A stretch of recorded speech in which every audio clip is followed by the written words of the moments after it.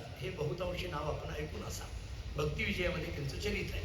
जगद्गुरु तुकाराम महाराजांच्या समकालीन असलेली ही परंपरा. माणकोजी बोधले महाराजांच्या जीवनचरित्रात एक छोटासा कथाभाग येतो. काय झालं म्हणे, त्यांचे भाऊ होते शिवाजी महाराज. त्यांचं आमच्या मूळ गावी धामणगावी बार्शी तालुक्यामध्ये त्यांचं कीर्तन असायचं. प्रत्येक एकादशीला त्यांचं कीर्तन असायचं. माणकोजी महाराज काही कीर्तन वगैरे नाही, ते आपली बाकीची व्यवस्था करायचे, नामस्मरण करायचे. एका एकादशीला शिवाजी महाराज कुठंतरी गावी निघून गेले. सायंकाळची वेळ झाली, अनेक गावच्या दिंड्या येऊ लागल्या. आता कीर्तनाची वेळ झाली. माणकोजी बोधले महाराजांच्या लक्षात आलं, ही सगळी मंडळी मला कीर्तनाला उभा राहा म्हणतील. आपल्याला तर कीर्तन येत नाही, आपण कधी केलं नाही. आणि म्हणून महाराज चादर पांघरून पांडुरंगाच्या मंदिरामध्ये झोपी गेले. कीर्तनाची वेळ झाली, भजन उभा राहिलं. 2-3 वेळेस बोलावण्याकरता चोपदार आले, तरी महाराज उठायला तयार नाही. शेवटी बऱ्याच वेळानंतर स्वतः भगवान पांडुरंग परमात्मा महाराजांच्या जवळ येतात. अंगावरची चादर बाजूला काढतात आणि माणकोजी उठा. माणकोजींनी दोन्ही हात जोडलेले विचारलं, देवा तू इथं कसं काय? काही नाही, भजन सुरू झालंय, तुम्ही जाऊन कीर्तनाला उभा राहा हे सांगायला आलं. माणकोजी महाराजांनी सांगितलं, देवा काही सांग, मला कीर्तन करायला सांगू नको. मला येत नाही, मला स्वर नाही, मला ताल नाही, मला पाठांतर नाही, मला माहीत नाही, मी कधी केलं नाही. पांडुरंगाने सांगितलं, उभा राहिले की जमतं, उभा राहा, उभा राहा. आता काय करावं? माणकोजी महाराजांनी त्याच्यामध्ये एक छोटीशी मार्ग काढला. माणकोजी महाराजांनी सांगितलं, देवा एक छोटीशी अडचण आहे. म्हटले काय? नेहमी कीर्तन माझे बंधू शिवाजी महाराज करत होते, त्यामुळे गाणारे वाजवणारे त्यांच्या ओळखीचे होते, म्हणणारे सगळे त्यांच्या ओळखीचे, काही चुकलं तर बरोबर करणारे होते. आता मी उभा राहिल्यानंतर हे काही माझ्या ओळखीचे नाहीये. माझं जर काही चुकलं तर बरोबर करणार कोण आहे तिथं? कोणीतरी ओळखीचं पाहिजे ना. आपले आपले गाणारे वाजवणारे बरोबर आता आम्ही घेऊन फिरायला लागलो. भविष्यात ऐकणारे घेऊन फिरावं लागतं का काय कोणाला माहित नाही, पण चुकलं तर ओळख कोणीतरी बरोबर करणार पाहिजे ना. पांडुरंगाने फार गोड शब्द दिला. पांडुरंगाने सांगितलं, एवढीच अडचण आहे ना? हो, काही काळजी करू नका. पांडुरंगाने सांगितलं, माणकोजी चुकलं तर बरोबर करणारं कोणीतरी पाहिजे असं तुमचं म्हणणं आहे ना? हो, काही काळजी करू नका. तुमच्या कीर्तनामध्ये मी पाठीमागं टाळ घेऊन उभा राहतो, मग तर काही अडचण नाही ना. म्हटले, मी उभा राहतो ना पाठीमागं, मी टाळ घेऊन उभा राहतो, काही चुकलं तर बरोबर करायला मी आहे ना. आता ऐका. तरी माणकोजी बोधले महाराजांनी विचारलं, देवा नक्की उभा राहशील का? नाहीतर मला उभा करशील आणि तू निघून जाशील. बऱ्याच लोकांना चालू करून निघून जायची सवय असते, बाकी काही नाही. तू नक्की उभा राहशील ना? आता ऐका. पांडुरंगाने माणकोजी बोधले महाराजांना सांगितलं, अहो माणकोजी, मी फक्त तुमच्याच कीर्तनात उभा राहील असं नाही. चंद्र सूर्य असेपर्यंत तुमच्या घरामध्ये जो जो कीर्तनकार होईल त्या प्रत्येकाच्या पाठीमागे मी उभा आहे. आदरणीय शंकरराव टेंगरे इथं आहेत, त्यांना माहीत आहे, त्यांना कल्पना आहे माझ्या परंपरेची. त्यामुळे आमच्या घरामध्ये आम्ही कधीही कीर्तनाला सुरुवात करताना, हे उपर्ण बांधताना पुढं पाया पडतो. सगळ्यात महत्वाचं पाठीमागं पाया पडतो आणि मगच उपर्ण बांधतो. पाठीमागं पाया का पडायचं? तेथे असे देव उभा. विठाला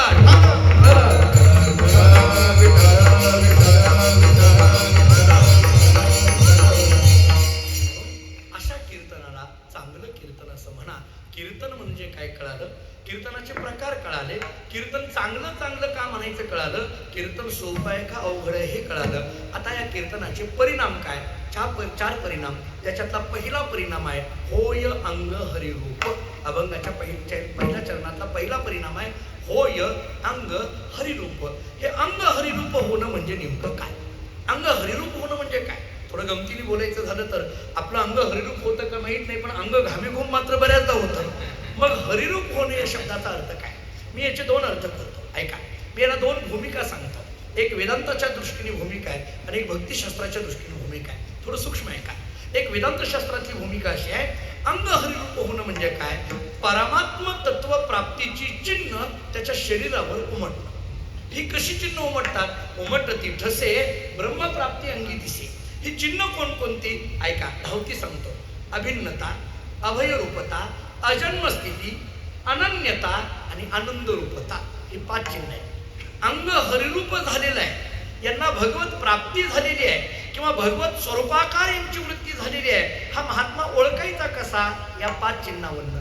एक अभिन्नता, दुसरं अभयरूपता, तिसरं अजन्मस्थिती, चौथं अनन्यता आणि 5वं आनंद रूपता. एका वाक्यात प्रमाण देतो. अभिन्नता, भेद नाही सर्वात्मना, नारायणा तुझं मज, याला अभिन्नता म्हणा. अभय रूपता आम्हा हरीच्या दासा काही भय नाही त्रिलोकी अजन्म स्थिती त्यांची सरली एरधार झाला सफळ व्यापार अनन्यता एक धरीला चित्ती आम्ही रोकुमाईचा पती आणि आनंद रूपता आनंदाची डोही आनंद तरंग ही 5 चिन्ह ज्यांच्या जीवनामध्ये दिसून येतात नक्की ओळखा होय अंग हरिरूप हा झाला ज्ञानशास्त्रीय भूमिकेतला अर्थ. आता भक्तिशास्त्रीय सांगतो धावता सांगतो याला 2 आधार देता येते. एक भागवताचा आधार घ्या आणि एक रामायणाचा आधार घ्या. भागवताचा काय आधार घेता येईल? उद्धवजी जेव्हा भगवान श्रीकृष्ण परमात्म्याचा निरोप घेऊन गोकुळामध्ये येतात, मला जिथं बोलायचंय तिथं जातो, मला संपूर्ण भागवत कथा सांगणे इतकी वेळही माझ्याकडे नाहीये, पहिला मुद्दा. आणि सगळंच एका कीर्तनात सांगायचं नसतं हे महाराज कितला मुद्दा पहिला. लक्षात आलं का? पहा, सगळंच आता सांगितलं तर पुढल्या वर्षी सकाळ मला कशाला बोलवताय, ते माझी संध्याकाळ करून टाकेल ना, असं कसं? म्हणून मी पहिला थोडं राखून ठेवतो. भागवतामध्ये एक उदाहरण आहे. उद्धवजी जेव्हा येतात तेव्हा उद्धवजी वाटत नव्हते, ते श्रीकृष्ण आहेत असं सगळ्या गोपाळांना वाटत होते. याचा अर्थ उद्धव न राहता कृष्ण रूप प्राप्त झालं. होय अंग हरिरूप. दुसरा दाखला घ्या रामायणातला. सीता शोध करण्याकरता राम लक्ष्मण जेव्हा निघाले, मला जिथं बोलायचं तिथंच रामायणाचा दाखला देतो. निघाले तेव्हा असं सांगतात की प्रभू रामचंद्राची आणि सुग्रीवाची मैत्री झाली. मैत्रीमध्ये असं ठरलं सुग्रीवाने प्रभू रामचंद्रांना सीता शोध करण्याकरता मदत करायची आणि प्रभू रामचंद्राने सुग्रीवाला वालीला मारण्याकरता मदत करायची. झालं, वालीला मारलं, किष्किंधेचं राज्य सुग्रीवाला दिलं. किष्किंधेचं राज्य दिलं नव्हे, किष्किंधेचा राजा म्हणून सुग्रीव राजा सिंहासनावर बसला. पण आपण प्रभू रामचंद्रांना काय शब्द दिला होता हे विसरूनच गेला. सुग्रीव विसरून गेला. सुग्रीव राजगादीवर बसल्यानंतर विसरून गेला. का सुग्रीव विसरून गेला? याचं एकच कारण आहे, सुग्रीव खुर्चीवर बसला, दुसरं काही कारण नाही, एवढंच कारण आहे. खुर्चीवर बसलं की विसरायचं हे तेव्हापासून चालत आलेलं आहे. हे लक्ष्मणाच्या लक्षात आलं. मी लक्ष्मणाच्या लक्षात आलं असं म्हणतो कारण लक्ष्मण या शब्दाचा अर्थ असा आहे ज्याच्या सगळं लक्षात राहतं त्याचं नाव लक्ष्मण. आणि मग लक्ष्मणाच्या हे लक्षात आलं. लक्ष्मणाने त्याची जाणीव करून दिली. सुग्रीव सगळ्या वानर सेनेला घेऊन रामचंद्र प्रभूंच्या जवळ आला. प्रभू रामचंद्रांच्या आज्ञेने पूर्वेकडे, पश्चिमेकडे, उत्तरेकडे आणि दक्षिणेकडे वानर सेनेला पाठविण्यात आलं. पूर्वेकडली वानरं गेली, बारीक आहे का, पश्चिमेकडली गेली, उत्तरेकडली गेली, दक्षिणेकडे अंगदाच्या नेतृत्वाखाली हनुमंतराय निघाले. थोडं पुढे गेले, माघारी आले. रामचंद्र प्रभूंनी विचारलं, काय रे मारुतीराया, भीती वाटायला लागली का माघारी आलास? सीता शोध करायला जायचं ना, माघारी का आला? पूर्वेकडली वानरं गेली, पश्चिमेकडली गेली, उत्तरेकडली गेली आणि तू मात्र माघारी का आला? हनुमंतरायांनी गोड उत्तर दिलं. हनुमंतरायांनी सांगितलं, प्रभू तुम्ही कोणाला शोधायला पाठवताय? ऐका आता. म्हटले सीतेला. हनुमंतरायांनी विचारलं, प्रभू ज्या सीतामाईला शोधायला पाठवता त्या सीतामाईला आम्ही आतापर्यंत पाहिलंच नाही तर शोधायचं कसं? हे कोणाच्या लक्षात आलं? हनुमंतरायाच्या. बाकीच्या वानरांच्या लक्षात आलं नाही. बऱ्याच माकडांच्या लक्षात येत नाही हे काय चाललंय. पण हे लक्षात कोणाच्या आलं? हनुमंतरायाच्या. बुद्धिमत्तावर हनुमंतरायाच्या लक्षात आलं. प्रभू रामचंद्रांनी सांगितलं, अरे हो विसरून गेलो, आणि म्हणून लौकिक वर्णन करायला लागले. हनुमंतरायांनी सांगितलं, प्रभू लौकिक वर्णन करू नका, आम्हाला तात्विक वर्णन करा, जे अलौकिक आहे ते वर्णन करा. आणि मग प्रभू रामचंद्रांनी सांगितलं, हनुमंता सीता शोधायची आहे ना, नीट आहे. जिथला परिसर रामरूप झालेला आहे, जिथले वृक्ष दगड धोंडे सुद्धा रामरूप झालेले आहेत, नव्हे नव्हे जी स्त्री राम राम राम म्हणता म्हणता रामरूप झालेली आहे ती स्त्री म्हणजे माझी सीता आहे. होय अंग हरिरूप. विठाला